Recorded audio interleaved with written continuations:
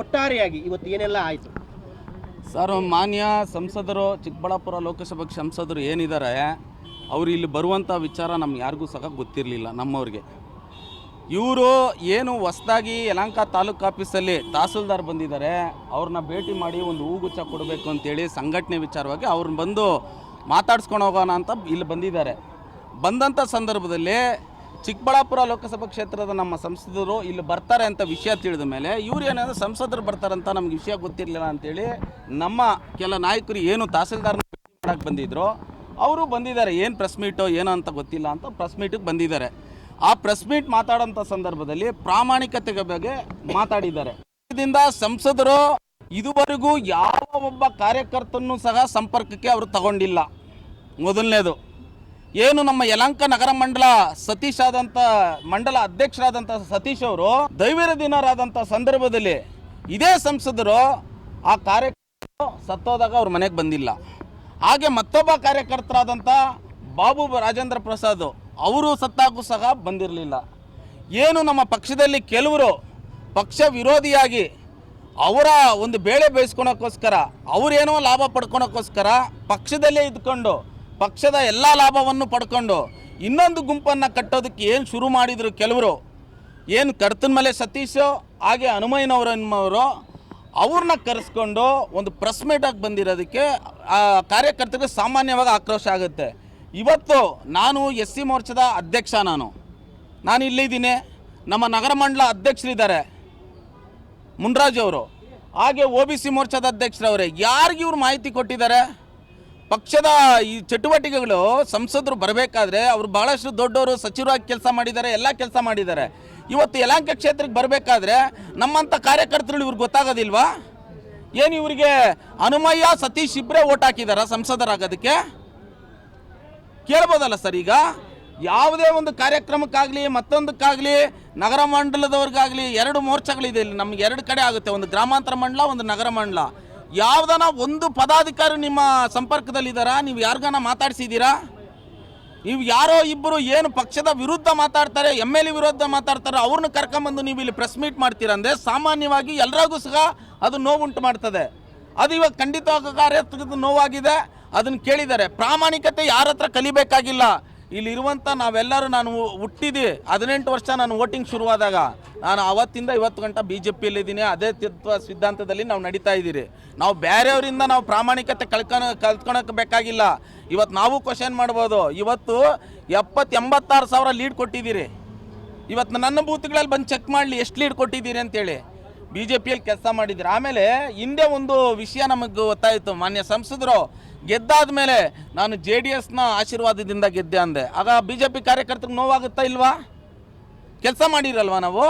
ಮಾನ್ಯ ಬಚ್ಚೇಗೌಡ್ರಿಗೆ ಗೊತ್ತಾಗು 76 ಸಾವಿರ ಲೀಡ್ ಕೊಟ್ಟಿದ್ದೀರಿ BJP ಕಾರ್ಯಕರ್ತರು. ನಾವು ಇವ್ರು ಬಂದ ಮೇಲೂ ಲೀಡ್ ಕೊಟ್ಟು ಇವತ್ತು ಗೆಲ್ಸಿದ್ದೀರಿ, ಇನ್ನೂ ಜಾಸ್ತಿ ಲೀಡ್ ಕೊಟ್ಟು ಗೆಲ್ಸಿದ್ದೀರಿ. ಈಗ ಈ ರೀತಿ ಸಂದರ್ಭದಲ್ಲಿ ಇರ್ಬೋದೇ ಮಾನ್ಯ ಸಂಸದರು ಇಲ್ಲಿನ ವಾತಾವರಣನ ಅರ್ಥ ಮಾಡ್ಕೊಬೇಕಾಗ್ತದೆ. ಎಲ್ಲರನ್ನೂ ವಿಶ್ವಾಸಕ್ಕೆ ತಗೊಂಡು ಅವ್ರು ಹೋಗ್ಬೇಕಾಗ್ತದೆ, ದೊಡ್ಡವರು. ಅದನ್ನು ಬಿಟ್ಟು ಯಾರೋ ಒಂದು ಇಬ್ಬರನ್ನ ಕರ್ಕೊಂಬಂದು ಅವ್ರನ್ನ ಮಾತ್ರ ಮಾಡಿದ್ರೆ ಹಾಗಾದರೆ ಬೇರೆ ಕಾರ್ಯಕರ್ತರಲ್ಲಿ ಏನಾಗಬೇಕು? ಭಾಳಷ್ಟು ತಪ್ಪು ಮಾಡ್ತಾ ಇದ್ದಾರೆ ಇವತ್ತು.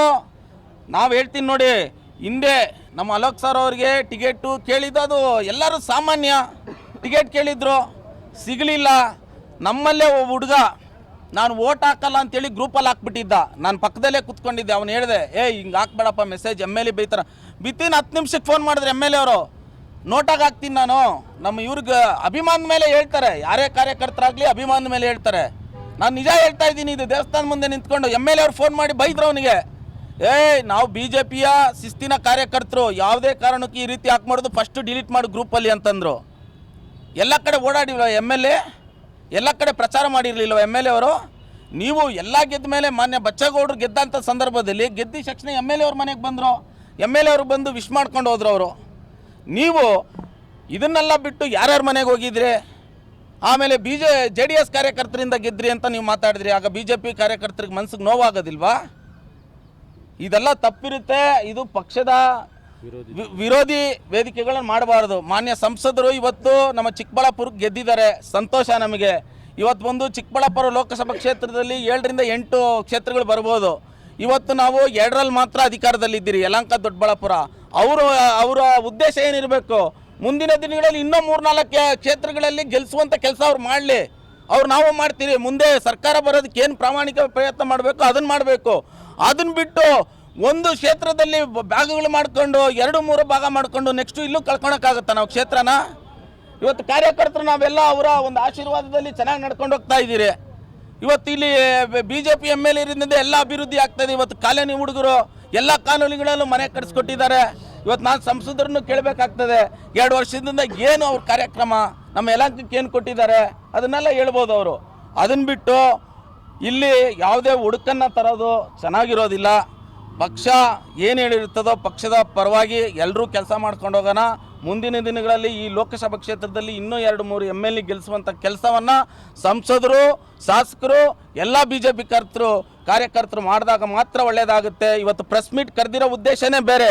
ಅದ್ರ ಜೊತೆ ಬಂದು ಕೆಂಪೇಗೌಡರನ್ನ ತಗೊಂಬಂದ್ಬಿಟ್ರು. ಕೆಂಪೇಗೌಡರ ಜಯಂತಿ ನಾವು ಮಾಡ್ತೀರಿ ಅಂತೇಳಿ. ಕೆಂಪೇಗೌಡರ ಜಯಂತಿ ಯಾರು ಮಾಡಿದ್ರು? ಫಸ್ಟ್ ಇಲ್ಲಿ MLA ಅವರೇ ಮಾಡಿದ್ದು. 500ನೇ ವರ್ಷ ಪೋಸ್ಟ್ ಆಫೀಸ್ ಮುಂದೆ ಸುಮಾರು 3-4 ಸಾವಿರ ಜನ ಸೇರಿಸಿ ರೋಡ್ನ ಬ್ಲಾಕ್ ಮಾಡಿ ಅಂಬೇಡ್ಕರ್ ಜಯಂತಿ ಕೆಂಪೇಗೌಡರ ಜಯಂತಿ ಮಾಡಿದ್ರು. ಹೋದ ವರ್ಷ ಕೆಂಪೇಗೌಡರ ಜಯಂತಿ ಮಾಡಿದ್ರಿ. ಪ್ರತಿ ವರ್ಷ ಕೆಂಪೇಗೌಡರ ಜಯಂತಿ ನಿರ್ಮಲಾನಂದ ಸ್ವಾಮಿಗಳು ಬಂದಿದ್ದ ಕಾರ್ಯಕ್ರಮಕ್ಕೆ. ಇವಾಗ ಮಾತ್ರ ಕೆಂಪೇಗೌಡರು ಇವ್ರ ಜ್ಞಾಪನ ಬಂದಿದ್ಯಾ? ಅವ್ರು ಮಾತಾಡ್ತಾ ಇದ್ದಾರೆ, ಇವಾಗ ಮಾತ್ರ ಜ್ಞಾಪನ ಬಂದಿದ್ಯಾ ಕೆಂಪೇಗೌಡರು ಪುತ್ಲಿ ಇಕ್ಕಿರೋದು MLA ಅವರು. ಯಲಹಂಕಕ್ಕೆ 1ನೇ ವಾರ್ಡು ಕೆಂಪೇಗೌಡ ಅಂತ ಕ್ಯಾನ್ಸಲ್ ಆಗಿದ್ದನ್ನ ತಗೊಂಡ್ಬಂದಿದ್ದವರು MLA ಅವರು. ವಿಧಾನಸೌಧದಲ್ಲಿ ಕೆಂಪೇಗೌಡರ ಮೇಲೆ ಪ್ರಮಾಣ ವಚನ ತಗೊಂಡಿದ್ದ ಏಕೈಕ ಶಾಸಕರು ನಮ್ಮ MLA ವಿಶ್ವನಾಥ್ ಅಣ್ಣನವರು.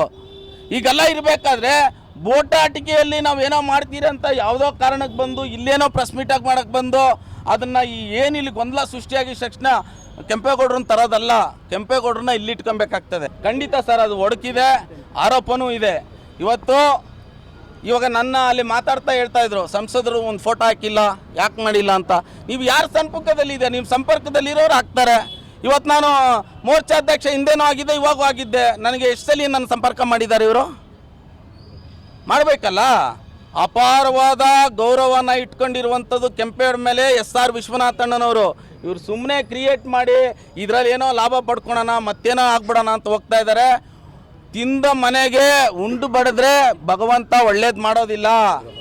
ದ್ರೋಹ ಮಾಡಿದ್ರೆ ಭಗವಂತ ಒಳ್ಳೇದು ಮಾಡೋದಿಲ್ಲ. ಅದನ್ನು ಭಗವಂತ ಮಾಡೇ ಮಾಡ್ತಾನೆ. ಇಲ್ಲಿ ಯಲಹಂಕದಲ್ಲಿ BJPಯಲ್ಲಿ ಒಡಕು ಮಾಡೋದಕ್ಕೆ ಸಾಧ್ಯನೇ ಇಲ್ಲ. ಎಲ್ಲ ನಾಗರಿಕರು, ಕಾರ್ಯಕರ್ತರು ಒಬ್ಬರೇ ಕಡೆ ಇದ್ದೀರಿ, ಅಭಿವೃದ್ಧಿ ಕಡೆ ಇದ್ದೀರಿ. ಆ ಅಭಿವೃದ್ಧಿಯ ಸರ್ದಾರ ಯಾರು ಅಂದರೆ SR ವಿಶ್ವನಾಥ್, ಅವ್ರ ಜೊತೆ ನಾವಿದ್ದೀರಿ. ನೀವಿನ್ನು ಆರ್ಟ್ ವಿಶ್ವಭಾರತಿ 24 ಚಾನಲ್ನ ಸಬ್ಸ್ಕ್ರೈಬ್ ಮಾಡ್ಕೊಳ್ಳಿಲ್ಲ ಅಂದರೆ ಸಬ್ಸ್ಕ್ರೈಬ್ ಮಾಡ್ಕೊಳ್ಳಿ. ನಮ್ಮ ವಿಡಿಯೋ ಕಂಟೆಂಟ್ ಇಷ್ಟ ಆದರೆ ಲೈಕ್ ಮಾಡಿ, ಶೇರ್ ಮಾಡಿ, ಕಮೆಂಟ್ ಮಾಡಿ.